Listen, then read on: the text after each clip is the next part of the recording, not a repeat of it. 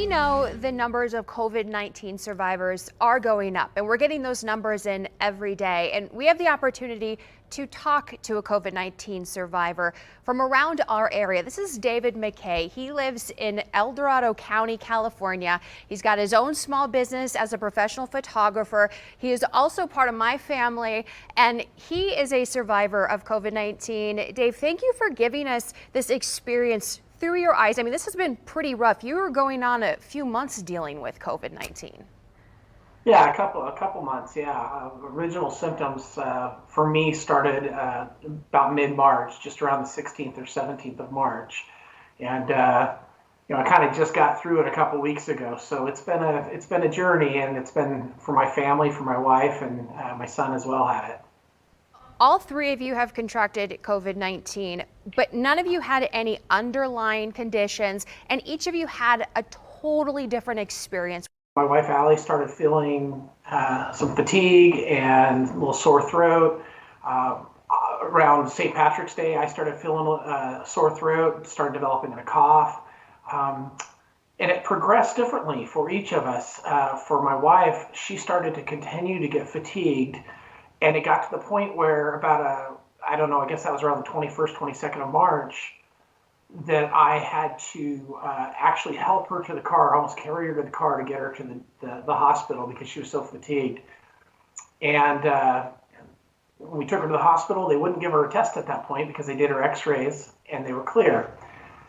I was starting to feel better. And around the 1st of April or so, the fatigue hit me and it was unbelievable. And the cough hit me and it was unbelievable. So that was crazy. But the fatigue for both of us was bad, and the symptoms were totally different in the sense that I had the cough, she didn't have the cough. I didn't have a fever, she had a low-grade fever. And she continued to get worse and worse and worse while I started feeling better. But then it all switched. It was the 7th of April. I was feeling bad again. So I kind of had these waves, and I was tested. It came back positive, and then Allie was tested after that. They then wanted to test her, and she came back positive. But then once again, there was a wave, and I felt better. And around I think it was the 13th or 14th of April, my wife and I were joking, okay, we're all done with this thing. Man, we've made it through this thing. And all of a sudden, I lost my taste. Now, some people say that happens at the start of this. And I was laughing about it, and then that night, I got hit with a 103-degree temperature. So that's, 5 weeks in. Your son, Taylor, he had it too, and he kind of just had a fever for a couple days and then was good. Yeah, I mean, so here I am. I end up in the hospital for 4 days. And Taylor, then the day that I'm supposed to be getting released, we find out he's not feeling well. And he had about 3 days. He had just a little bit of a fever and some fatigue, and he came out of it. So we all ended up so different. And our other son, Ian, we're not sure whether he had it or not. He had a little bit of a sore throat. We kind of suspect he probably did, living in the household. It sounds like this has really changed you, not just for this time frame of dealing with it, but changed you forever. We don't know what the future holds for those that have had it and it's attacked their lungs or other organs. I get wiped out. I'm tired now after working today a little bit. I can't do what I used to do. They said 2 to 3 months probably to recover. We just don't know.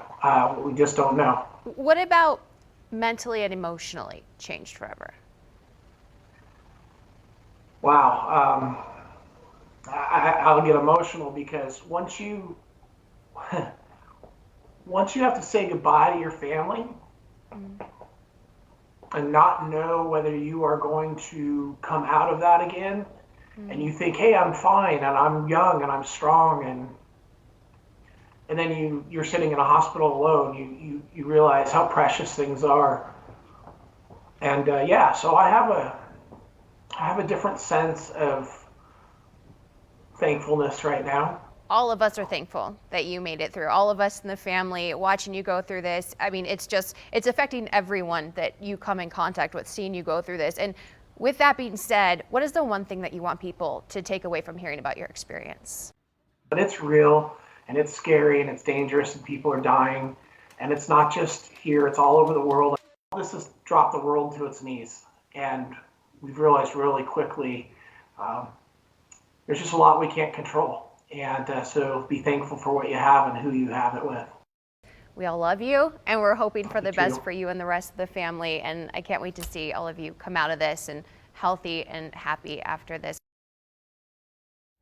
Now, he was also part of the remdesivir clinical trial. That's a medication that doctors are testing to see if it helps with COVID-19. You can go to mynews4.com. We've got a web exclusive there, part of that interview I had with Dave, and you can hear about what it was like to be a part of that trial and if he thinks he got remdesivir or a placebo.